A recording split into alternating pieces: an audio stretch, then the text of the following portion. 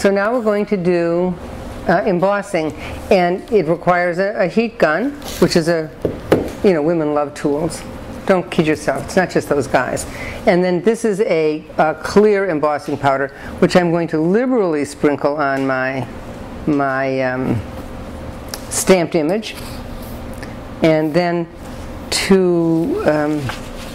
then I just gather it together like that and pour it into my container, and it puts like a little film of this powder on it.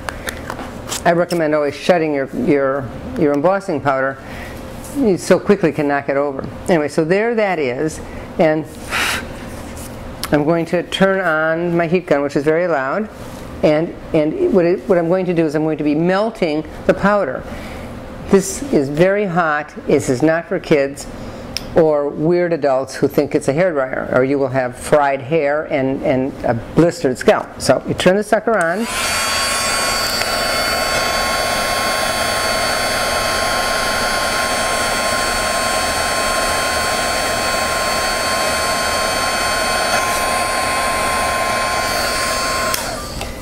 And there we have an embossed thanks. Embossing is so much fun, and you can see here is color, here's black and white. You could go in with watercolors or colored pencils and do all sorts of wonderful other techniques. I forgot to clean my stamp off, so I'm going to do that now so that you don't think I'm completely worthless. These are baby wipes, and this is sort of an easy way of cleaning a stamp. A sponge in a light plate of water works also, and then basically all you're doing is you're stamping off all the color. You'll never get your rubber back to that beautiful little red thing again, but so there you see it. I'm taking it off. You can also wipe it like this. And speaking of this wiping, on a brand new stamp, if you want to abrade your surface just a little bit, like on just even like brown paper, by just going like this, that will just rough up that rubber just a teeny bit so it takes the ink better. So there I am. My stamps always look pathetically dirty. I think it's a mark of creativity. So we can talk about actually making your impression with multiple images. Some stamps, this wonderful little leaf, it doesn't really make any difference if you mask with it, because you can just do multiple images right on top of each other, like this. There's one, and you can just do another one right on top, and the image is beautiful without masking. And you can, let me change the color. So I can just add another color. You notice I didn't wash it in between, because now I'll have a little tinge of the green in at the same time. So you can just do that, which is just multiple overlapping stamps, or you can actually mask. So I'm going to do a little composition to show you what that means. I'm going to do this little label stamp. I'm just going to do this on white paper. You'll obviously be doing it on your project or your card or whatever it is you're making. So I'm inking it up with orange, with just a cat's eye because it's handy. And then this is small enough so I can almost get enough pressure without standing up. So I'm just going to make a simple impression like that. And now I'm going to use Post-it stamps, and I'm going to, I don't even have to re-ink it. I'm just going to do that image again, and now I'm going to get a scissors, and I'm going to cut that out. And this is my mask. I should have done it closer to the Post-it note border, because that really is wonderful to help it stick down. And I'm cutting in a little bit on the image. If you cut on the outside of the image, you're apt to get a little color halo around it. So I'm trying to keep the halo pretty much to a minimum. And there, that's pretty good. And then I'm going to use, how about this cute little leaf image? And I'll use this green again that I used on the other leaves. Get this sucker back in place. And I'm going to just, this is a very simple mask because this wonderful little image is very tiny. And it's very easy to do. Sometimes it'll take you half an hour just to cut your mask out.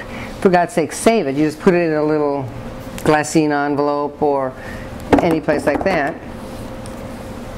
And now I want to introduce a little color, so I'm just going to use my cat's eye to just tip the edges of this. It'll make it a little more interesting. And you notice I'm not using a mask over my leaves because they are quite charming on their own. And then again, I'm going to put a little color on that. And now I'm going to put one over here. And you just go on and on and on, building and building, and until you finish. And so I'm going to call that done. And there it is. Isn't that cute? It really looks as if I did the back ones first, when in fact the front layer is always the first one that you ink. I'll show you another little fun thing. Let's pretend this is some sort of holly kind of plant.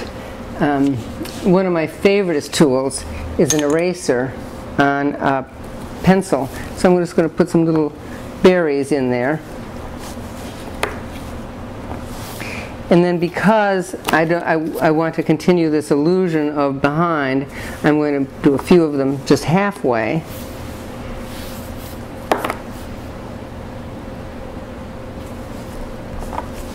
Cute, huh? And then you could just write your name on that if it's going to be a place card, or you could cut the whole thing out and have it be a label for some sort of herbs or spices. Masking is a great thing. And then last, but certainly not least, is stamping on things. Walls, foreheads, lampshades.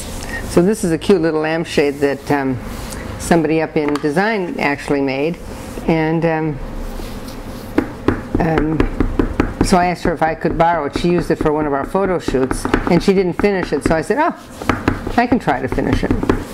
I could also ruin it, but that's okay. So now, this one happens to be covered with linen. Linen is a harder surface to stamp on than paper, but it's pretty forgiving also.